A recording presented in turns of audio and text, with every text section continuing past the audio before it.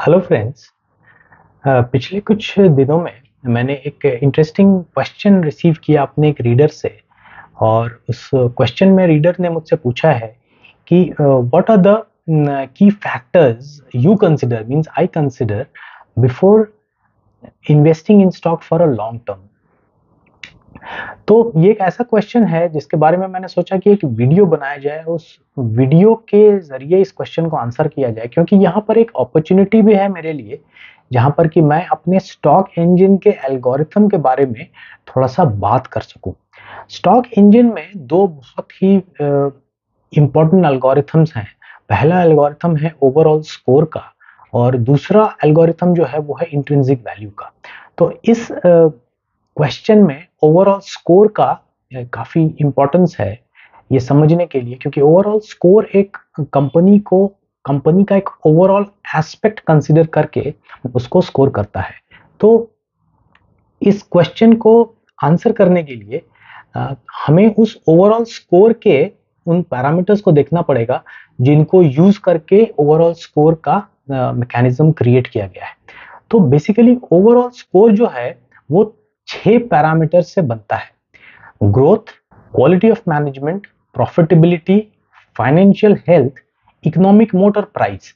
तो ये 6 पैरामीटर के बारे में इस बार बात करेंगे। अगर हमें कोई एक ऐसा स्टॉक सेलेक्ट करना है जो कि जिसका लॉन्ग टर्म पोटेंशियल है, तो ये सारे 6 के 6 पैरामीटर हमें कंसीडर करने पड़ेंगे। तो जो सबसे पहला पैरामीटर है जो मैं कंसीडर करता हूं किसी स्टॉक को जज करने के लिए कि क्या ये लॉन्ग टर्म प्रोस्पेक्ट रखता है कि नहीं, तो सबसे पहला जो पैरामीटर है वो मेरे लिए ग्रोथ का पैरामीटर आएगा। आप अगर स्टॉक इंजन के एल्गोरिथम के बारे में पूछेंगे तो ग्रोथ पैरामीटर के लिए एक सेपरेट एल्गोरिथम लिखा गया है और उस एल्गोरिथम में बहुत सारे पैरामीटर्स कंसीडर किए जाते हैं एक स्टॉक को ग्रोथ पैरामीटर के लिए रेट करने के लिए। लेकिन यहाँ पर अगर मुझसे आप पूछेंगे कि कोई एक पैरामीटर बताओ जो कि ग्रोथ के लिए सबसे इंपॉर्टेंट है, वो है रेवेन्यू ग्रोथ। तो अगर मुझे किसी स्टॉक को जज करना है कि क्या ये एक इसका ग्रोथ पोटेंशियल ठीक है कि नहीं, तो उसका सबसे पहले मैं लास्ट 5 साल या 10 साल का रेवेन्यू पैटर्न देखूंगा और देखूंगा कि क्या वो एक रीजनेबल रेट पे ग्रो कर रहा है कि नहीं। और ऑफ कोर्स किसी भी स्टॉक को सिर्फ उसके ग्रोथ पोटेंशियल के हिसाब से हम जज नहीं कर सकते, इसीलिए ये जो ओवरऑल स्कोर वाला जो पैरामीटर आप देखेंगे वहां पर 6 पैरामीटर्स हैं, सिर्फ एक नहीं है। तो पहला जो इंपॉर्टेंट पैरामीटर है लॉन्ग टर्म स्टॉक को जज करने के लिए, मैं सबसे पहले ग्रोथ पैरामीटर पिक करूंगा और उसमें कोई एक पैरामीटर अगर मुझे बताना है कौन सा सबसे इंपॉर्टेंट है तो वो होगा रेवेन्यू। दूसरा जो सबसे इंपॉर्टेंट पैरामीटर मैं किसी भी कंपनी का लॉन्ग टर्म पोटेंशियल जज करने के लिए पिक करूंगा तो वो होगा क्वालिटी ऑफ मैनेजमेंट। कौन है जो उस कंपनी को चला रहा है। अभी ये जो क्वालिटी ऑफ मैनेजमेंट वाला जो पैरामीटर है ये बहुत ही एक क्वालिटेटिव पैरामीटर है। इसको नंबर्स में क्वांटिफाई करना इतना आसान नहीं है, बट ये था चैलेंज था मेरे लिए एक। पर यहाँ पर मैंने क्वालिटी ऑफ मैनेजमेंट को एक क्वांटिटेटिव फॉर्म में इसको कन्वर्ट करने की कोशिश की और देखा कि क्या इस पैरामीटर को भी ग्रोथ के जैसे ही हम क्या क्वांटिफाई कर सकते हैं और पता कर सकते हैं कि क्या इस कंपनी का क्वालिटी ऑफ मैनेजमेंट अच्छा है या नहीं है। तो क्वालिटी ऑफ मैनेजमेंट का भी जो एल्गोरिथम है स्टॉक इंजन में एक बहुत ही डिटेल्ड एल्गोरिथम है, बहुत ही हेवी एल्गोरिथम है। बट अगर उनमें से कुछ पैरामीटर्स मैं पिक करके आपको अगर बताऊं तो उसमें जो सबसे इंपॉर्टेंट पैरामीटर आएगा अगेन वो रेवेन्यू ग्रोथ ही आएगा। तो सबसे पहला है कि रेवेन्यू ग्रोथ, हमने ऑलरेडी इसको ग्रोथ पैरामीटर में कंसीडर कर लिया है। बट एक मैनेजमेंट का one of the important responsibilities रहता है कि इंश्योर करना कि उस कंपनी का रेवेन्यू साल दर साल बढ़ता ही रहे।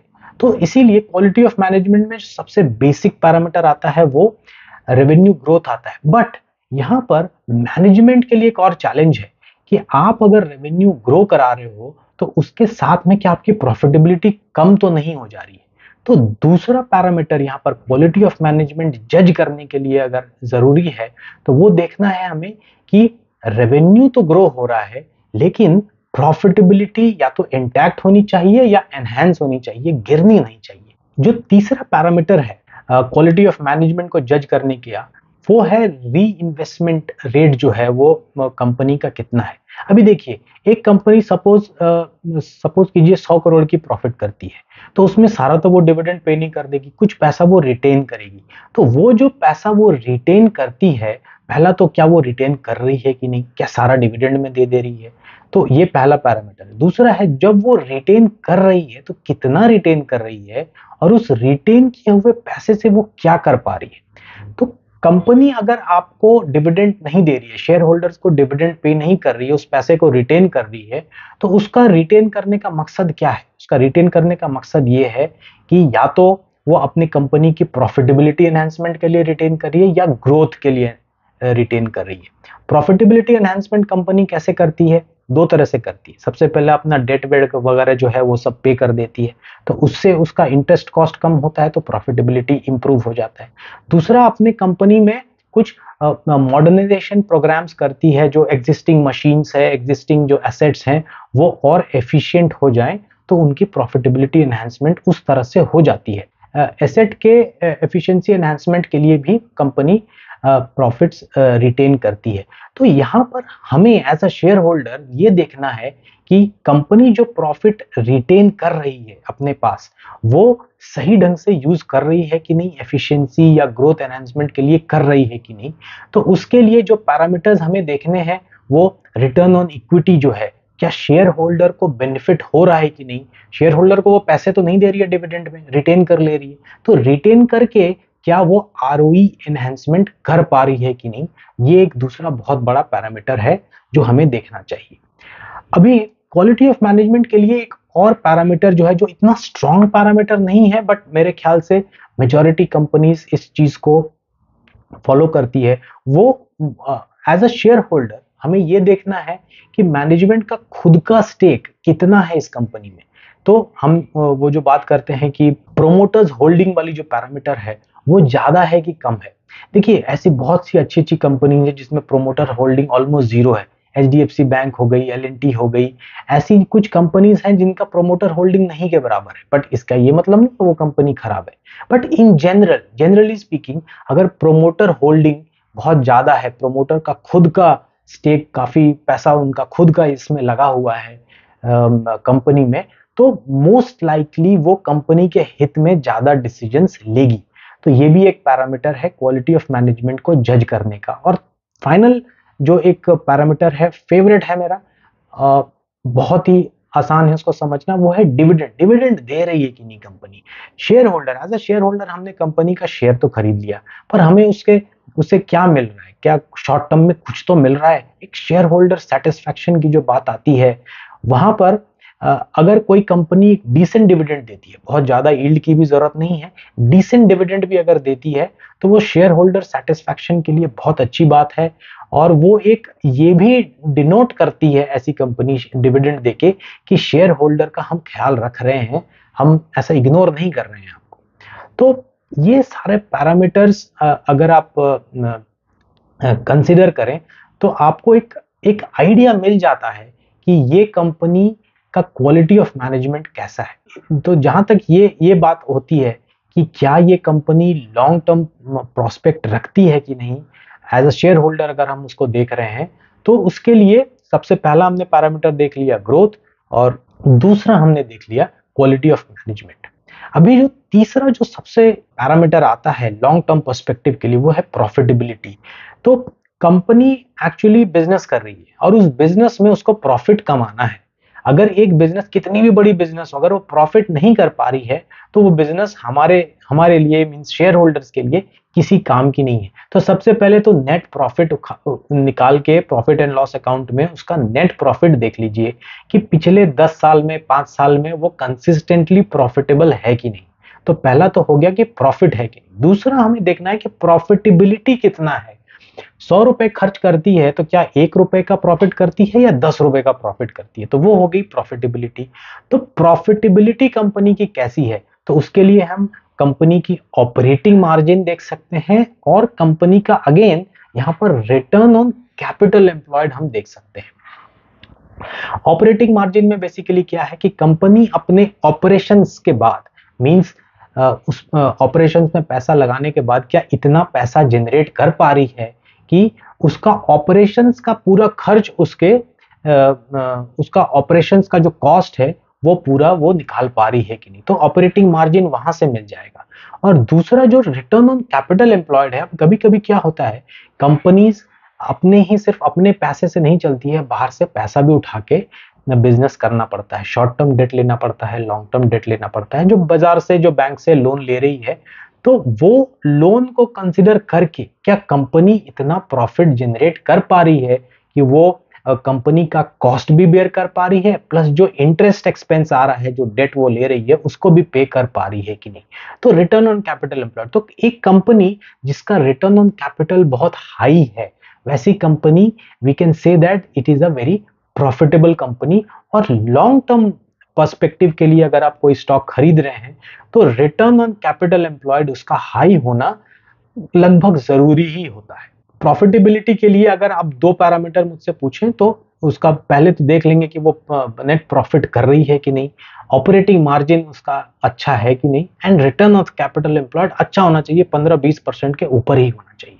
अभी जो चौथा पैरामीटर है, जो ओवरऑल स्कोर एल्गोरिथम में जो चौथा पैरामीटर है वो है फाइनेंशियल हेल्थ। एक कंपनी कितना भी फास्ट ग्रो कर रही है, एक कंपनी का क्वालिटी ऑफ मैनेजमेंट कितना भी अच्छा है, कितना भी वो प्रॉफिटेबल है, पर अगर उसका फाइनेंशियल हेल्थ ही वीक है तो लॉन्ग टर्म इन्वेस्टर को वैसे कंपनी से बाहर ही रहना चाहिए। तो अभी फाइनेंशियल हेल्थ, जैसे स्टॉक इंजन का जो फाइनेंशियल हेल्थ का एल्गोरिथम है वो भी एक बड़ा एल्गोरिथम है, काफी पैरामीटर्स उसमें कंसीडर किया जाता है। लेकिन अगर दो बेसिक पैरामीटर जो मस्ट है फाइनेंशियल हेल्थ जज करने के लिए किसी कंपनी का, तो वो है पहला उसका कैश फ्लो और दूसरा उसका डेट डिपेंडेंसी। कैश फ्लो ऐसा होना चाहिए कि बैंक में इतना पैसा कंपनी के आ जा रहा है कि वो अपना जो करंट लाइबिलिटीज है वो उसको पूरा कर सके, एटलीस्ट उतना तो वो पे कर सके। करंट लाइबिलिटीज क्या है? सैलरी देना, जो इन्वेंट्री अपना जो उसको रॉ मटेरियल इन्वेंट्री या फिनिश गुड इन्वेंट्री के लिए जो कैपिटल उसको चाहिए, वर्किंग कैपिटल, वो उतना कैपिटल है कि नहीं, सैलरी दे पा रही है कि नहीं, जो इंटरेस्ट ड्यू हो जा रहा है, जो ईएमआईज ड्यू हो जा रहा है उनका बैंक का लोन के अगेंस्ट में, वो सब वो पे कर पा रही है कि नहीं, बेसिक एक्सपेंस जो है, जो नेसेसरी एक्सपेंस है वो सब वो पे कर पा रही है कि नहीं।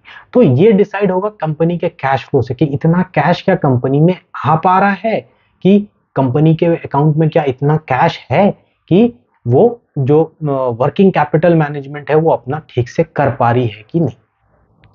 दूसरा जो इंपॉर्टेंट है वो अगर मुझे देखना है तो मैं डेट का फैक्टर एक जरूर देखूंगा। जनरली मैं ऐसे कंपनीज में इन्वेस्ट नहीं करना पसंद करता हूं जिसके ऊपर बहुत ज्यादा डेट बर्डन है।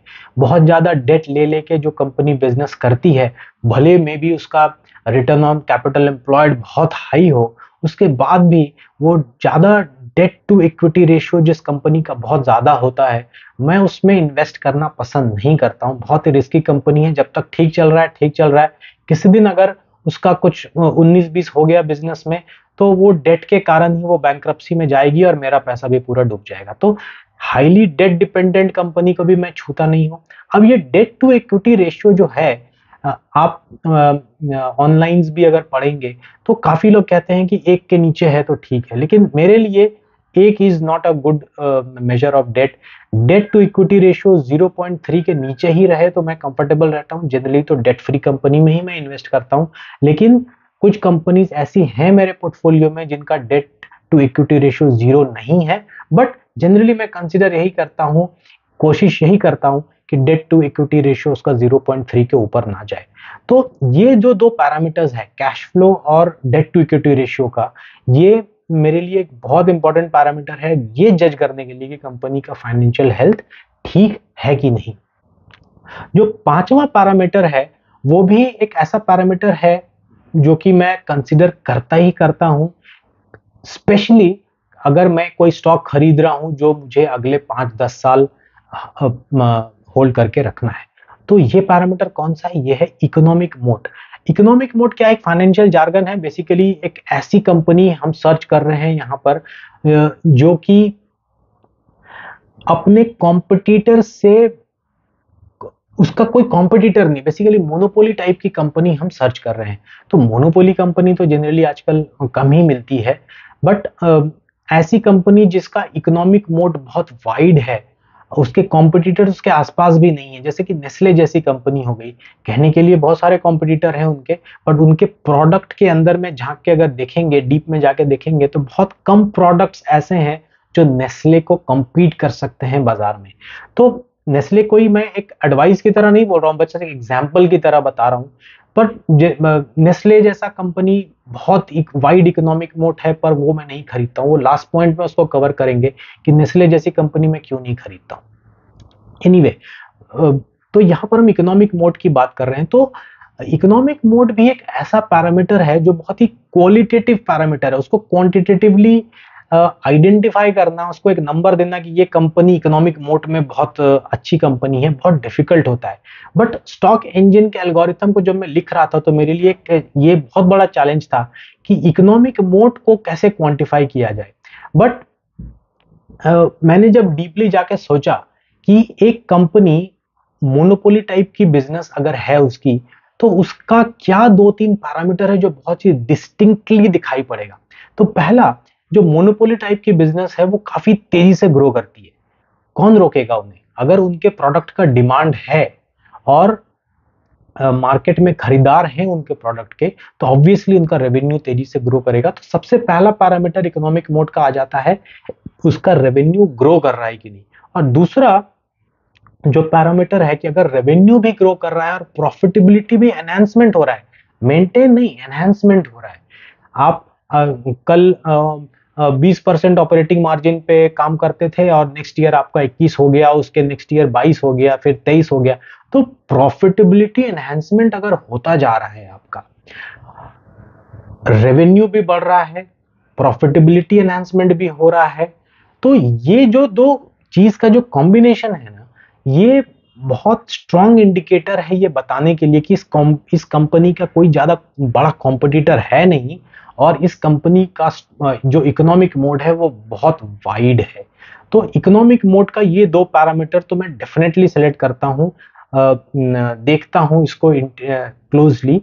और बाकी स्टॉक इंजन में और बहुत सारे पैरामीटर्स हैं जिनको यूज करके ये जज करते हैं हम कि इस कंपनी का इकोनॉमिक मोड वाइड है कि नहीं। तो अभी देखिए, हमने 5 पैरामीटर्स की बात कर ली। ओवरऑल स्कोर में टोटल 6 पैरामीटर्स हैं, 5 की हमने बात कर ली। हमने क्या क्या बात किया? हमने बात किया ग्रोथ का, हमने बात किया मैनेजमेंट का, हमने बात किया प्रॉफिटेबिलिटी का, फाइनेंशियल हेल्थ का और इकोनॉमिक मोड का। तो कोई भी कंपनी अगर ये पांचों पैरामीटर्स में अच्छा स्कोर लाती है, जैसे हमारे स्टॉक इंजन में 0 to 5 के स्केल में इस हर पैरामीटर्स को रेट किया जाता है।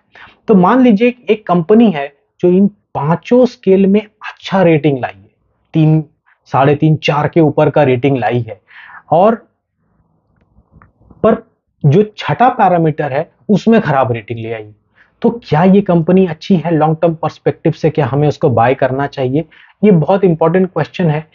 तो अगर कोई भी कंपनी ये पांचों पैरामीटर में अच्छा रेटिंग लाती है, तो सबसे पहली बात तो है कि वो एक फंडामेंटली स्ट्रांग कंपनी तो डेफिनेटली है।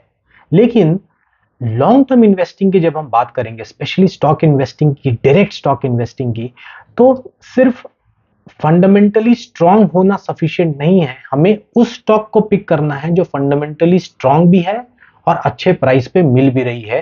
तो यहां पर प्राइस वैल्यूएशन वाला पैरामीटर आ जाता है।